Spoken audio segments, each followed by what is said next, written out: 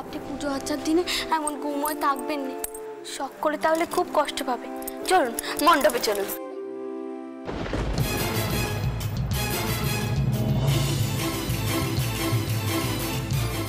তোমার মুখ থেকে এরকম কথা শুনবো সেটা আমি কোনোদিনও ভাবতে পারিনি।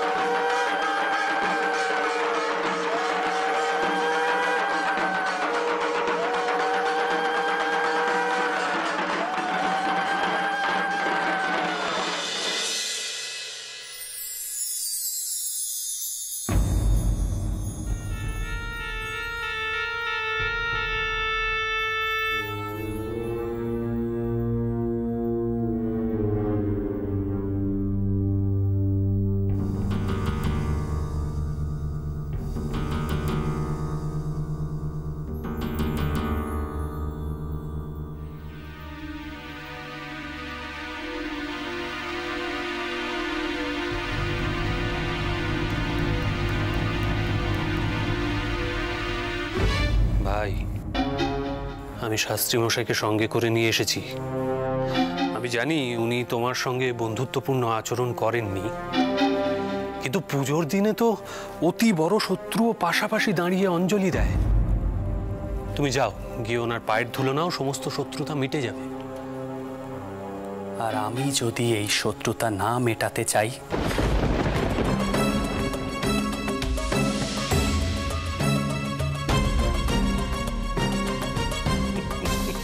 তোমার মেজাজ তো দেখছি এখনো সপ্তমে চড়ে রয়েছে।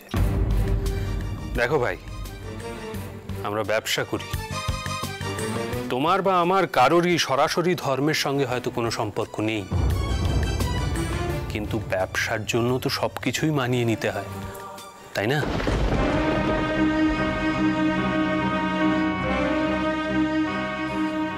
শুধুমাত্র ব্যবসার কথা ভেবে এই সব কিছু মেনে নিতে হবে ব্রাদার? তুমি কি শুধুমাত্র ব্যবসায় দিক চিন্তা করে আমাদের মধ্যে মিলমিশ করিয়ে দেওয়ার কথা ভাবছো রাধাকান্ত? না, তা কেন? আমি তোমার পরিবারকে সত্যি সত্যি শ্রদ্ধা করি। আর দেববাড়ি মার বাড়ির মধ্যে তো সরাসরি ব্যবসায়িক সম্পর্ক নেই।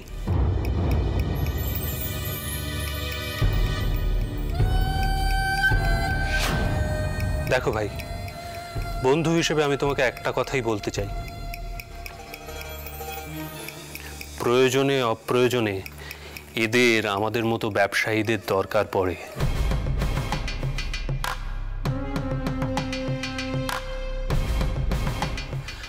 আমি তোমাদের মধ্যে একটা মৈত্রী স্থাপনের উদ্দেশ্যেই আজ ওনাকে এখানে নিয়ে এসেছি।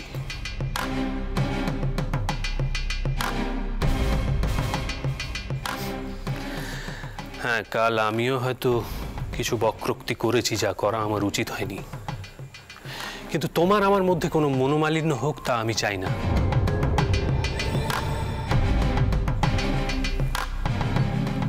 আমি ওনাকে কবি গান শোনার অজুহাতে এখানে নিয়ে এসেছি। এবার তুমিও কয়েক পা এগোও ব্রাদার,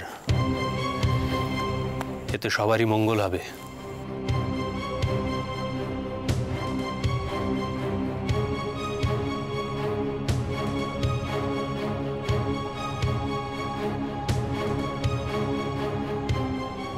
আপনি পুজো আচ্চার দিনে এমন গুম হয়ে থাকবেন না, শখ করে তাহলে খুব কষ্ট পাবে।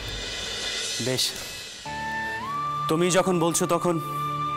তবে শাস্ত্রী মশাইয়ের সঙ্গে কতদিন আমার সুসম্পর্ক থাকবে সেটি কিন্তু আমি বলতে পারছি না, কারণ শাস্ত্রী মশাই কুসংস্কার মানেন, আর ধর্মের যা বিধান দেন তা আমার পক্ষে কোনো দিনও মানা সম্ভব না।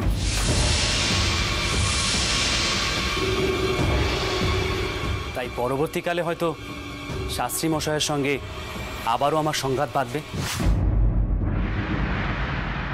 পরের কথা পরে হবে, যাও বিবাদ মিটিয়ে নাও। পুজোর দিনে শত্রুতা রাখতে নেই।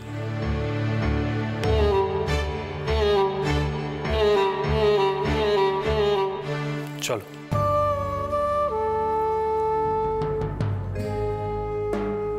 আসতে আজ্ঞা হোক শাস্ত্রী মশাই। বাবা মশাই, দাদা মশাই, অতিথিদের বসবার জন্য বৈঠকখানার আয়োজন করা হয়েছে। আপনারা ওনাদের সেখানে নিয়ে চলুন। হ্যাঁ, সেই ভালো। ভেতরে গিয়েই বসা যাক। আগে কিছুক্ষণ না হয় তত্ত্ব আলোচনা হোক, তারপর কবিগান তো আছেই। কি বলেন শাস্ত্রী মশাই? আসুন আসুন আসুন শাস্ত্রী মশাই, আসুন আসুন আসুন, দয়া করে ভিতরে আসুন আসুন আসুন আসুন।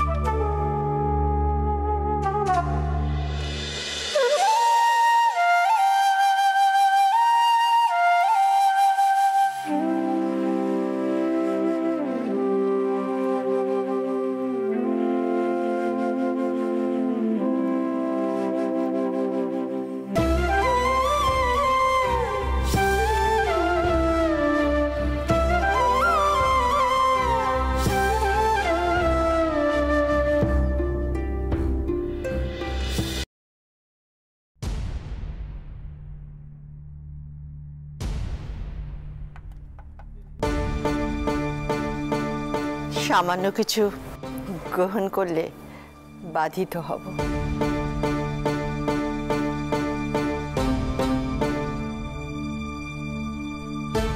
শাস্ত্রী মশাই ধর্ম আলোচনা আর তত্ত্বজ্ঞান নিয়েই মগ্ন হয়ে আছেন দিদিমা। এসব তুচ্ছ খাদ্যদ্রব্যের দিকে ওনার কোনো খেয়ালই নেই। কি শাস্ত্রী মশাই, আমি কিছু ভুল বললাম?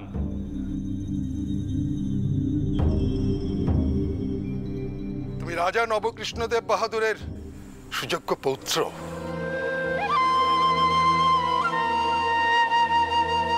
তোমার পক্ষে যে ফুল বলা কঠিন। তুমি সনাতন হিন্দু ধর্মে বিশ্বাসী। তুমি তোমার ঠাকুরদার তৈরি করা ঐতিহ্য বহন করছো।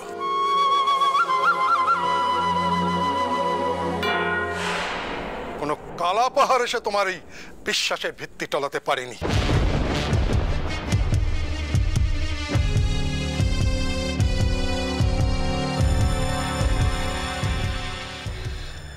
আপনারা সবাই আমার ঠাকুরদাকে বড় শ্রদ্ধা করতেন, তার ফল আমি আজও পাচ্ছি। নয়তো ইদানিং রাজচন্দ্রের মতো তরুণও অত্যন্ত বিরল। যাক সে কথা। শাস্ত্রী মশাই, আমি অনেক দিন ধরেই একটা কথা জানতে চাইছি। আমাদের বাড়িতে প্রতিষ্ঠিত গোবিন্দজির বিগ্রহ আছেন, মার বাড়িতে আছেন জনার্দন, তবে আমরা সর্বত্র শক্তির আরাধনা কেন করি? তবে কি একথা ধরে নিতে হবে যে শক্তির দেবী অধিক পূজনীয়া? আমার এই প্রশ্নের কারণটা বলি। ইদানিং কারো কারো মনে হচ্ছে যে ধর্মের নামে আমরা অকারণেই মেয়েদের ওপর বিধিনিষেধ আরোপ করছি। কি ভাই রাজচন্দ্র, কথাটা ভুল বললাম? তুমি তো কিছু ভুল করতেই পারো না রাধাকান্ত। তার উপর যখন শাস্ত্রী মশাই বলে দিয়েছেন, তার কথার উপর তো আবার কথা হয় না। বাবামশাই, দাদামশাই, যতক্ষণ এখানে তত্ত্ব আলোচনা হচ্ছে ততক্ষণের জন্য আমাকে ক্ষমা করতে হবে।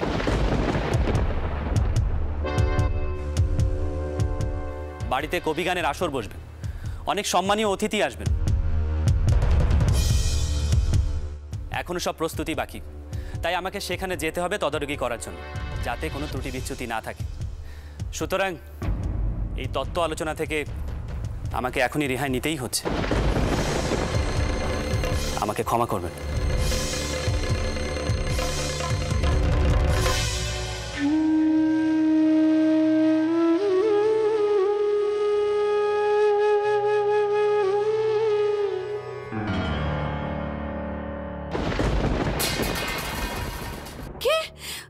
কালী ডাকাত।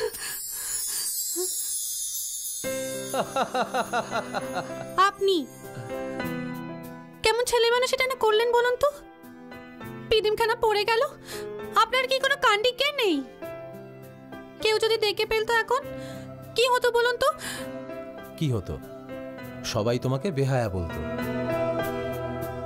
আর আপনি সেটা দেখে মজা পেতেন, তাই না? আমি আপনার সাথে কথা বলবো না, আপনি যান। আনন্দী, আমার দিকে তাকাও।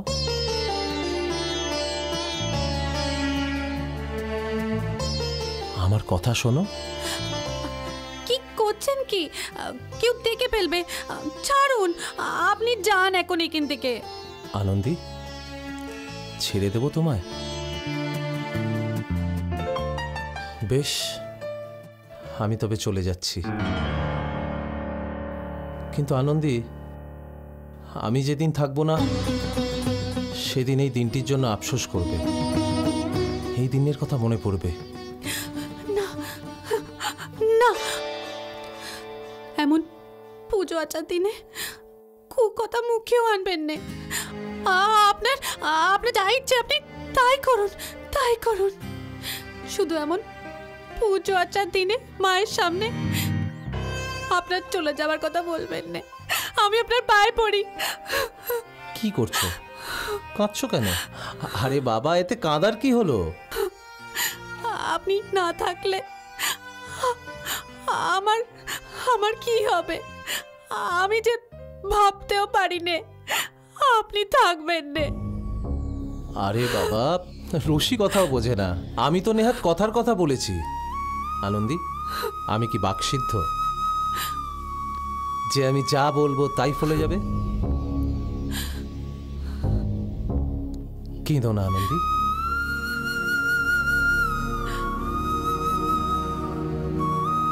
কেঁদো না,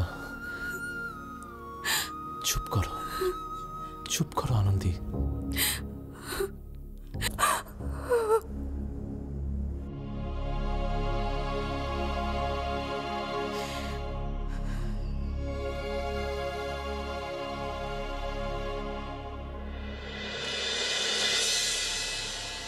ঘর অন্ধকার করে রেখেছিস, আলো দেশ নে কেন?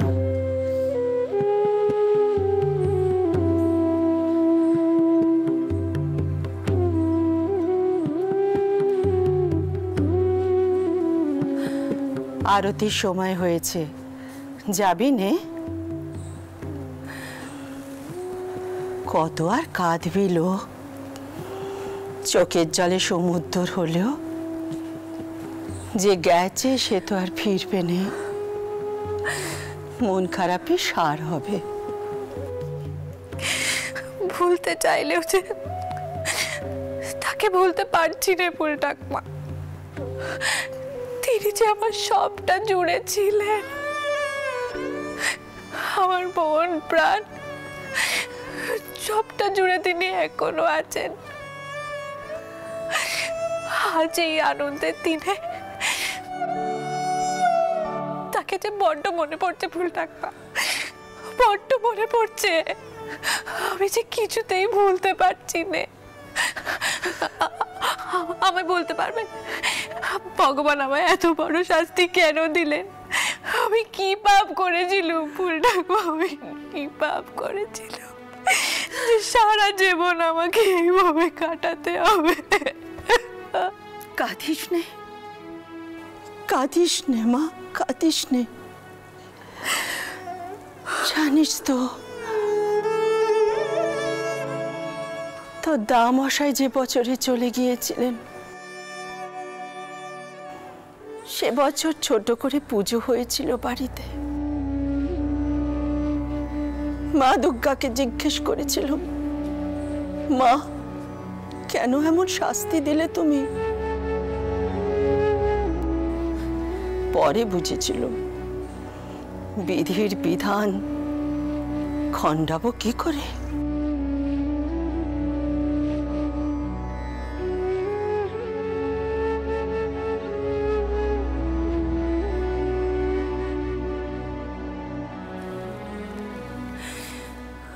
মেনে নিতে হয়। মানতে পারছি রে ফুল ঠাকুমা, আমি মানতে পারছি রে। আচ্ছা মায়ের কাছে প্রার্থনা কর, মনে যেন তোর জোর আসে। বেদবাদের চোখের জল ছাড়া আর যে কিচ্ছু নেই মা। বাড়িতে পুজোর অনুষ্ঠান হইচই, আড়াল থেকে দেখে মনটাকে ভালো রাখ। নইলে যে আর বাঁচবি না তুই, আর বাঁচবি না মা।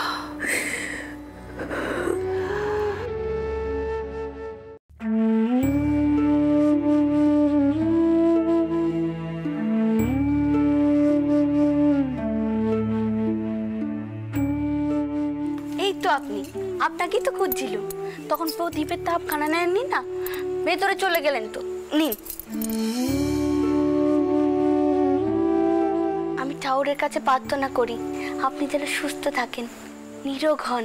সুস্থ আর নিরোগ থেকে কি লাভ হবে রানী, যদি ভালো কাজে না লাগতে পারি?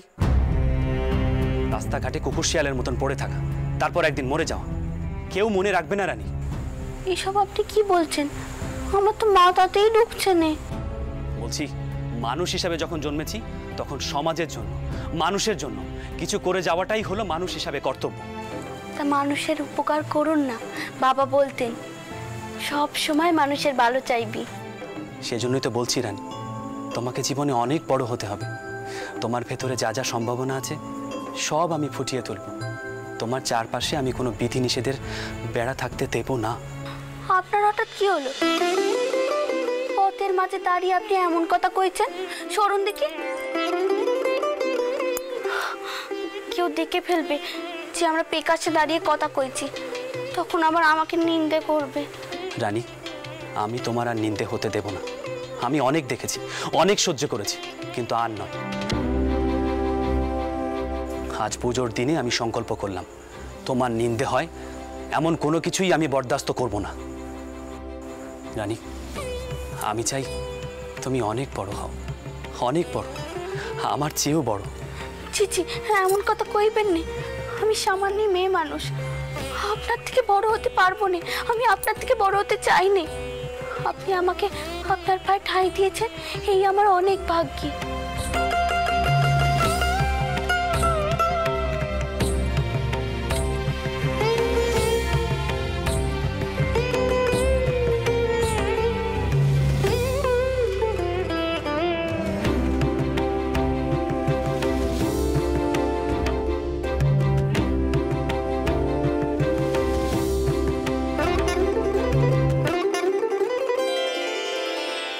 অমন করে কি দেখছেন?